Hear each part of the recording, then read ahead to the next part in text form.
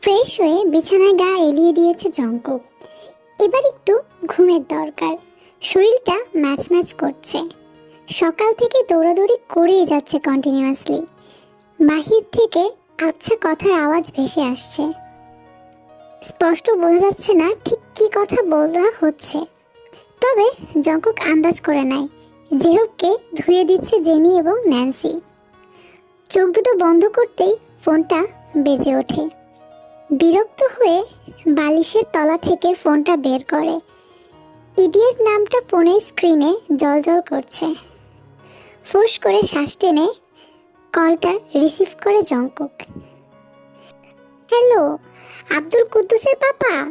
আমি না যেতে পারবো না, আমিও প্রেগনেন্ট। এক লাফে উঠে বসে জঙ্কুক। চোখ দুটো বড় বড় হয়ে যায় তার। জিভ দ্বারা ঠোঁট ভিজিয়ে খানিকক্ষণ চিন্তা করে মনে মনে আওড়ায়। মুখের কথা মুখেই রয়ে গেল, আর এরই মধ্যে সুখবর। শুকনো ঢোক গিলা জঙ্কুক। না মানে, অফিসে যদি ব্যাপারটা লিক হয়ে যায় মুখখানা দেখাবে কি করে? শ্বশুরকেও বলিহারি, বুড়ো হয়েও এত অ্যাক্টিভ। ওইদিকে তে হ্যালো হ্যালো করেই যাচ্ছে। জঙ্কুকের সেদিকে কোনো হুঁশই নেই। আছেন নাকি আপনি? কি হলো? আব্বুর মতো আপনিও কি সেন্সলেস হয়ে গেলেন নাকি? জঙ্কুক দীর্ঘশ্বাস ফেলে। চাচু সেন্সলেস হয়েছে? পরপর দুবার। সবাই মুড অফ করে বসে আছে, শুধু সিমি খুশিতে লাফাচ্ছে। জঙ্কুকের হাসি পায়, খুব কৌশলে হাসি চেপে যায়। ভেবেছিলাম আমাদের বেবি হবে, কিন্তু কি হলো? আমার না ভালো লাগছে না, পাগল পাগল লাগছে। আচ্ছা আমি আসছি। খুশিতে তের চোখ চিকচিক করে ওঠে। তাড়াতাড়ি আসুন প্লিজ। আর হ্যাঁ, মিষ্টি নিয়ে আসেন। মিষ্টি কেন? আমার নতুন ভাই বোনের জন্য। রাখো তুমি। শোনেন না, বলো রাতে থাকবেন? তোমার কাছে রাখবা? তে লজ্জা পেয়ে বলে, আচ্ছা থাকবো। বুঝো কিন্তু। বুঝেছি, আনমনে জবাব দেয় তে। জঙ্কুক ফিসফিস করে বলে, আমি থাকলে তুমি শেষ। কেঁপে ওঠে তে, কেঁপে ওঠে তের সত্তা। মিনমিনিয়ে বলে, খুব বাজে হয়ে যাচ্ছেন আপনি। বলেই ফোনটা রেখে দেয়। জঙ্কুক একটু হাসে। বউয়ের কাছে থাকবে আজ। শ্বশুরমশাই কিভাবে রিয়েক্ট করবে? শ্বশুরের উঁচু নাক এবার থেতো করা যাবে। নাকের ডগায় রাগ নিয়ে ঘুরে লোকটা সবসময়।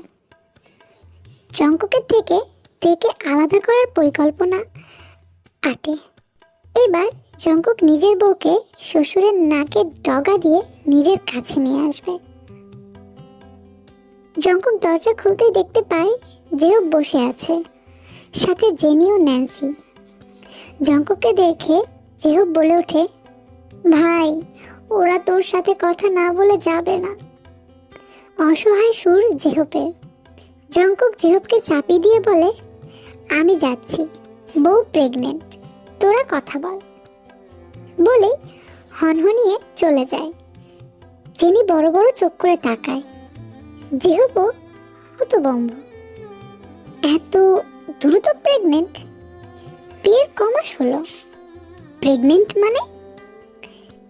জেহব ভেঙচি কেটে বলে, প্রেগনেন্ট মানে পোয়াতি, বাচ্চা হবে। পেটের মধ্যে আরেকজন বড় হচ্ছে। এর থেকে ভেঙে বলতে পারবো না। নিজের বউ হলে কিভাবে বাচ্চা এলো এটা তোকে বলতাম। জেনি বিরক্ত হয়। অতিরিক্ত কথা বলে ছেলেটা। আর ন্যান্সি মুখ টিপে হাসে। আপু একটা কথা বলি তোকে, জঙ্কুক ভাইয়ের পিছনটা ছেড়ে দে না এবার। আমি ওর জীবনটা জাস্ট হেল করে ছাড়বো। ওর জন্য সব হারিয়েছি আমি, সব। জিসো এ পর্যন্ত 4বার বমি করেছে সকাল থেকে। প্রথমে তিনি স্বামীকে বলেছিল, তিনি কথা না বলে বেরিয়ে গিয়েছিলেন। স্বামীর থেকে এমন অবহেলা পেয়ে নিজের রুমে ঘাপটি মেরে শুয়ে আছে।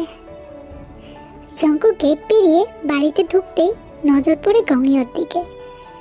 জঙ্কুক গিয়ে পাশে দাঁড়ায়।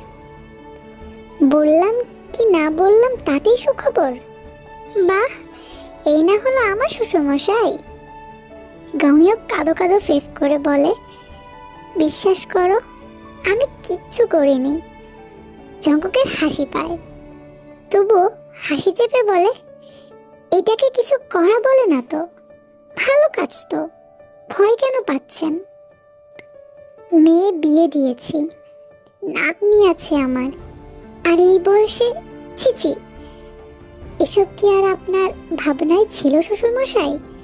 আপনি তো ভেবেছিলেন সদ্য যৌবনে পা দিয়েছেন আপনি। গংইয়ো কটমট চোখে তাকায় জঙ্কুকের দিকে।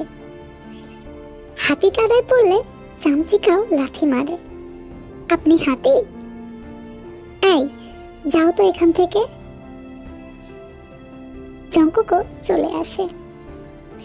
জঙ্কুক রুমে ঢুকে দেখে জিসো একদম নেতিয়ে পড়েছে।